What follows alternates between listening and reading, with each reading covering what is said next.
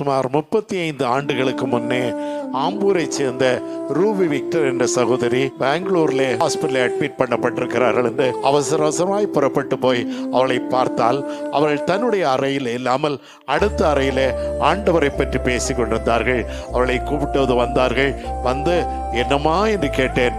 அவர்கள் சொன்னார்கள், நான் இன்று அல்லது நாளை மரித்து போவேன், அதற்கு முன்னே இயேசுவின் அன்பை மற்றவர்களுக்கு சொல்லிவிடுகிறதற்காய்த்தான் பேசிக் கொண்டிருந்தேன் சொன்னார். என்ன காரணம்? அவருடைய மூளையில் ஒரு வைரஸ் தொற்றி இருந்தது. அது ஒரே நாளில் லட்சக்கணக்காய் பரவி அவளை கொன்று போடும். அப்படிப்பட்ட சூழ்நிலையில அவர்கள் சொன்ன அந்த வார்த்தை என்னுடைய உள்ளத்தை தொட்டது. கண்ணீரோடு கூட அவளுடைய தலையில கை வைத்து அவளை வாழ்த்தி ஆசீர்வதித்து வந்தேன்.